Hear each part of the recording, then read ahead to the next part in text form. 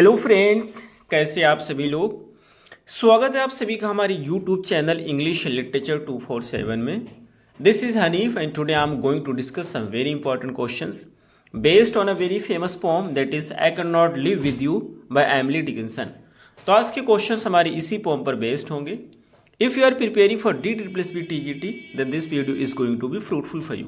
या आप किसी भी एग्जाम की तैयारी कर रहे हैं जिसके सिलेबस में इस पोम को इंक्लूड किया गया है, तो फिर ये वीडियो आपके लिए फ्रूटफुल होने वाली है। इससे पहले हमने कई सारी वीडियोस बनाई है। यदि आपने उन वीडियोस को नहीं देखी है तो आप प्लेलिस्ट में जाकर वहां से वॉच कर सकते हैं। और यदि आप हमारे टेलीग्राम चैनल को ज्वाइन करना चाहें तो उसकी लिंक आपको इस वीडियो के डिस्क्रिप्शन बॉक्स में मिल जाएगी। वहां से आप हमारे टेलीग्राम चैनल को ज्वाइन कर सकते हैं। किसी भी एग्जाम की कंप्लीट नोट्स के लिए आप मुझे व्हाट्सएप कर सकते हैं। नंबर आपको इस वीडियो के डिस्क्रिप्शन बॉक्स में मिल जाएगा।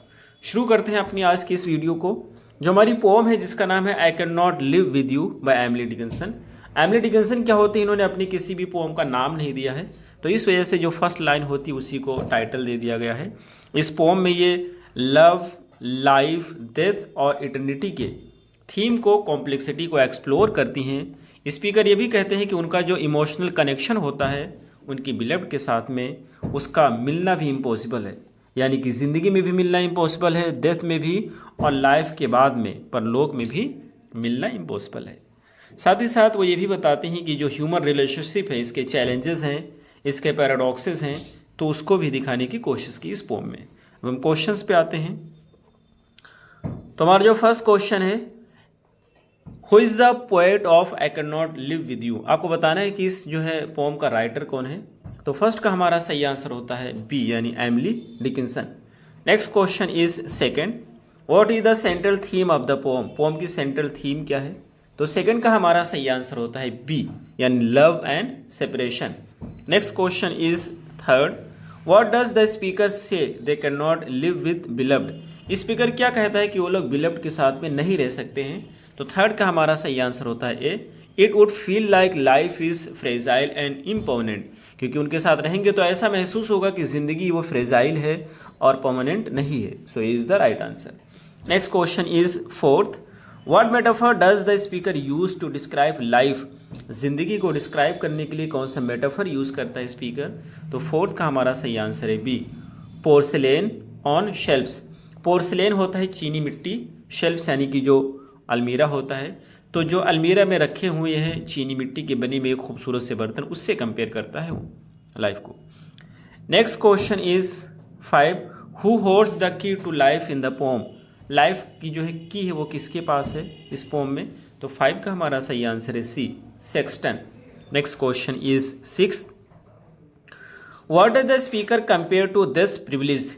डेथ की विशेषाधिकार, डेथ की प्रिविलेज को किससे कंपेयर करता है पोएट। तो 6 का हमारा सही आंसर है सी, यानी हेवन से। सॉरी, 6 का हमारा सही आंसर है ए, यानी कि फ्रॉस्ट से। Next question is 7th, why does the speaker feel they can not die with the beloved. Speaker ऐसा क्यों महसूस करता है कि वो लोग बिलव्ड के साथ में नहीं मर सकते हैं। तो 7 का हमारा सही आंसर है B, one must witness the others death which is unbearable. वो कहते हैं एक व्यक्ति को दूसरे की डेथ को देखना होगा जो कि अनबियरेबल होगा, असहनीय होगा, और इस वजह से वो नहीं मर सकते हैं साथ साथ। Next question is 8th, what would the beloved face do to Jesus. Jesus के साथ क्या करेगी जो बिलव्ड का फेस है। तो 8th का हमारा सही आंसर है बी, पुट इट आउट, यानी कि जो है बिलव्ड की जो फेस है वो जीसस के फेस को बुझा देगी। बुझा देने से मतलब ये कहना चाहते हैं कि जो बिलव्ड का फेस है वो बहुत ही चमकीला है, बहुत ही ताबिंदा है, दरख्शा है, जिसकी वजह से जो जीसस का फेस है वो धूमिल पड़ जाएगा, उसके ओवर शैडो कर लेगी। So B is the right answer. Next question is 9th, why does the speaker feel judged. Speaker judged क्यों महसूस करता है। तो 9 का हमारा सही आंसर होता है बी, यानी their love feels incompatible with spiritual ideas. उनका जो प्यार है वह इनकम्पैटिबल महसूस करता है स्पिरिचुअल आइडियाज के साथ में।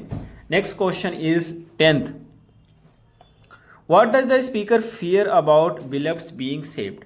बिलव्ड बीइंग सेव्ड की मीनिंग होती है गो टू हेवन। तो बिलव्ड के हेवन जाने के बारे में क्या स्पीकर फियर करता है।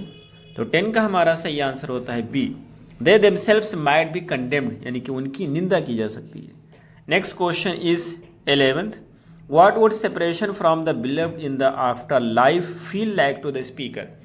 स्पीकर को जो है ये कहना चाहता है कि जो बिलव्ड से उसका सेपरेशन हो जाएगा परलोक में, उस सेपरेशन को कैसा महसूस करता है स्पीकर। तो 11 का हमारा सही आंसर है बी, हेल की तरह।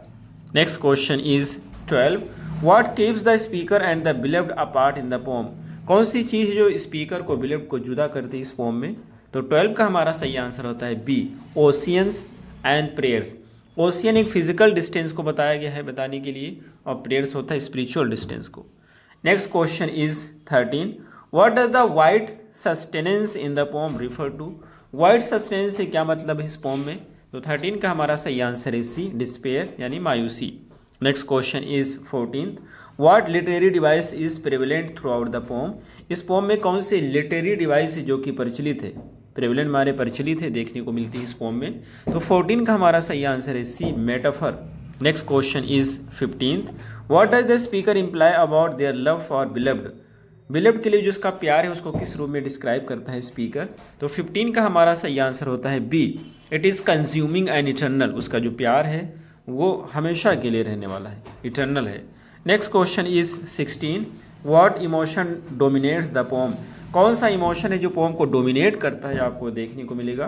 तो 16 का हमारा सही आंसर है सी, डिस्पेयर, मायूसी।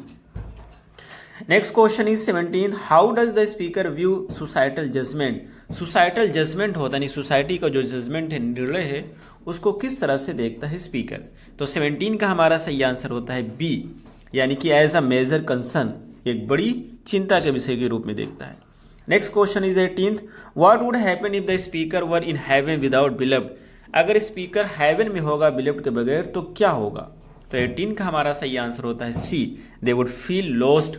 वो ऐसा महसूस करेगा जैसे कि खो गया हो।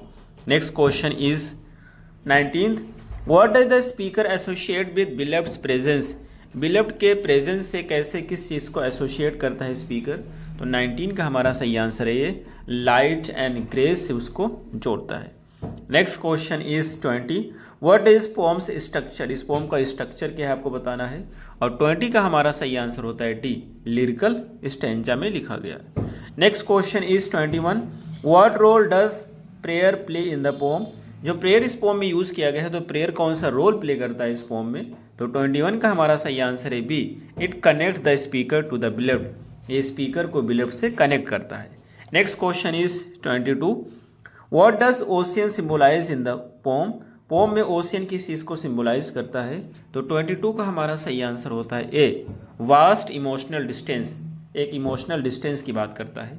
Next question is 23, what does the sexton symbolise in the poem. Sexton किस चीज़ को सिंबलाइज करता है इस पोम में। तो 23 का हमारा सही आंसर है A, a gatekeeper of life and death. Life और डेथ का एक गेट कीपर के रूप में। Next question is 24, why does the speaker reject rising to heaven with beloved. Speaker beloved के साथ में हेवन को जाने से क्यों रिजेक्ट करता है, क्यों अस्वीकार करता है। तो 24 का हमारा सही आंसर है ये, the fear over shadowing Jesus. वो उसको डर है कि कहीं उसकी बिलव्ड जीसस को ओवर शेडो ना कर दे, उनको धूमिल ना कर दे, उनके चेहरे की चमक को ना ख़त्म कर दे, क्योंकि उसकी जो बिलव्ड है बहुत ज़्यादा रेडियंट है। Next question is 25, what is the tone of the poem. Poem की टोन क्या है आपको बताना है। तो 25 का हमारा सही आंसर है बी, रिफ्लेक्टिव एंड मेलंकोलिक, यानी कि विचारशील और उदासी भरी। Next question is 26, what is the poems conclusion about love. Love के बारे में पोम का क्या कंक्लूजन है। तो 26 का हमारा सही आंसर है B, it is too profound for life, death और आफ्टर लाइफ, यानी कि ये बहुत ही गहरी मीनिंग लगता है, या बहुत ही आगे है लाइफ से, डेथ से और प्रलोक से। Next question is 27, what would the speakers absence from heaven represent.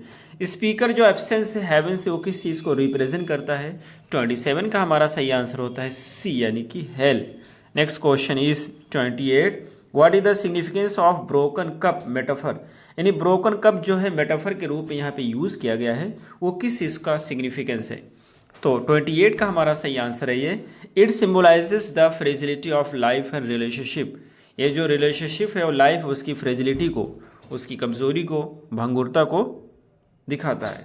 Next question is 29, how does the speaker describe their longing for the beloved. Speaker जो होता है बेचैनी को, अपनी बेचैनी को बिलव्ड के लिए वो किस तरह से डिस्क्राइब करता है।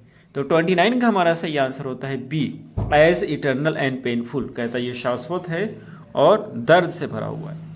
Next question is 30, what is implied by homesick eye. Homesick eye का क्या मतलब है। तो 30 का हमारा सही आंसर होता है B, the speaker's yearning for beloved. Speaker की जो बेचैनी होती है बिलव्ड के लिए। Next question which is the last question, that is 31, what does the speaker find impossible in their relation with the beloved. Speaker को कौन सी चीज़ इम्पॉसिबल लगती है जो उसका रिलेशन होता है बिलव्ड के साथ उसमें। तो 31 का हमारा सही आंसर होता है सी, यूनियन इन लाइफ और आफ्टर लाइफ। यानी कि उसका जो मिलना होता है उसको बिलव्ड से, वो लाइफ में भी उसको लगता है इम्पॉसिबल है और लाइफ के बाद भी इम्पॉसिबल लगता है। तो ये रहे हमारे आज के क्वेश्चन। हमें उम्मीद है आपको जरूर समझ आए होंगे। फिर मिलते हैं अगली वीडियो में। Till then take care, have a good time.